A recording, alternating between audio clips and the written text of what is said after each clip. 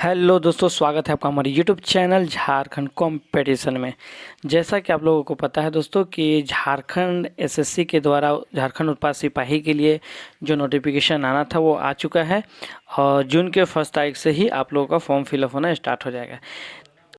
तो आज का जो क्लास है दोस्तों, इसमें आज मैं बहुत ही महत्वपूर्ण टॉपिक पर चर्चा करने वाला हूँ। इसमें मेन क्या है दोस्तों कि बहुत से छात्र या स्टूडेंट ऐसे हैं जो हिंदी लैंग्वेज पेपर में हिंदी रखे या नागपुरी ले, इसको लेकर बहुत ही संशय में है। तो मैं थोड़ा सा कुछ इन दोनों का जो सिलेबस है, हिंदी का सिलेबस या नागपुरी का सिलेबस, दोनों को मैं बारीकी से थोड़ा सा चर्चा करने वाला हूँ इस क्लास में, ताकि आप अपना माइंड सेट कर ले कि क्या मैं हिंदी रखने से अच्छा रहेगा हमें या तो फिर नागपुरी रखने से अच्छा रहेगा। ठीक है, तो चलिए ठीक है दोस्तों, तो चलिए सबसे पहले अब हम लोग स्टार्ट करेंगे जो हिंदी का सिलेबस है उसमें क्या कहता है और कहाँ से लिया गया है। ठीक है, आपका जो मैट्रिक का एनसीईआरटी है, एनसीईआरटी मैट्रिक का जो 10th लेवल का जो एनसीईआरटी है, वही बुक से आप लोगों को पढ़ना है। ठीक है, तो इसमें देखिए कि आपका जो है इधर काव्य खंड में टोटल जो आपका 9 चैप्टर है, एक 9 कविता आपको लगभग काव्य खंड से पढ़ना है, क्षितिज बुक भाग 2 से। ठीक है, मैट्रिक का एनसीईआरटी क्षितिज करके एक बुक है, उसमें से आपको काव्य खंड का टोटल 9 चैप्टर पढ़ना है।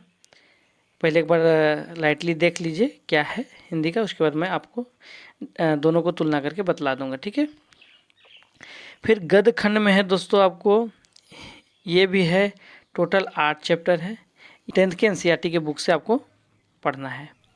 इसके अलावा 10th क्लास में हिंदी की एक और बुक है कृतिका करके, इसमें से भी आपको 5 आपको क्या करने हैं, कहानियाँ पढ़नी है। इस तरह से अगर आप लोग देखिएगा तो टोटल इसमें से हो गया 8 और इसमें से हो गया 5, मतलब कहने का मतलब कि आपको टोटल 13 कहानियाँ और 9 कविताएं पढ़नी है। ठीक है दोस्तों, इसके बाद अगर हम लोग व्याकरण पोर्शन का बात करें तो व्याकरण में कम से कम आप लोग को यहाँ क्रिया, वाक्य, भेद, संज्ञा, सर्वनाम जो भी है ये सब आप लोग देख लीजिए। कम से कम इसमें आप लोग को 13 टॉपिक पढ़ना है।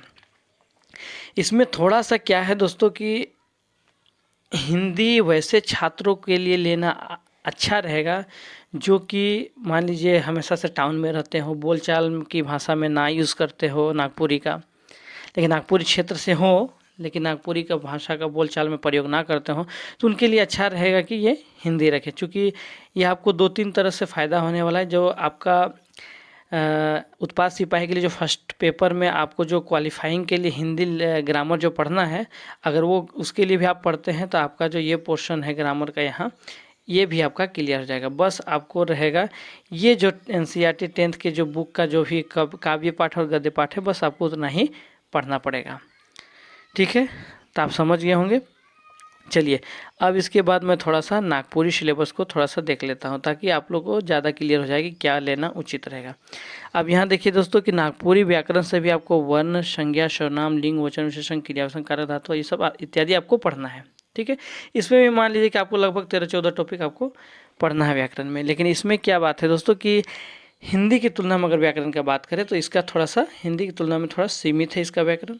ठीक है, लेकिन जो कुछ भी नहीं पढ़े हैं नागपुरी का, कभी भी नहीं पढ़े हैं, अचानक अभी मान लीजिए कुछ महीने के अंदर अगर एग्ज़ाम होने वाला है तो अच्छा रहेगा आपकी हिंदी ले लीजिए। ठीक है, इसके अलावा नागपुरी का जो साहित्य भाग है, साहित्य भाग को हम लोग क्या करते हैं दोस्तों कि साहित्य भाग को हम लोग 2 भाग में बांटते हैं। ठीक है, साहित्य जो है एक शिष्य साहित्य हो गया और एक हो गया लोक साहित्य।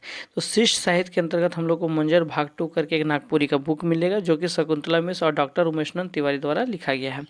तो ये बुक आप लोग को पढ़नी है। और इस बुक में क्या है दोस्तों आपको कि मंजर भाग 2 में टोटल आपको 16 कविताएँ और 11 लगभग कहानी है, 2 नाटक उटक और कुछ निबंध उबंध इत्यादि है।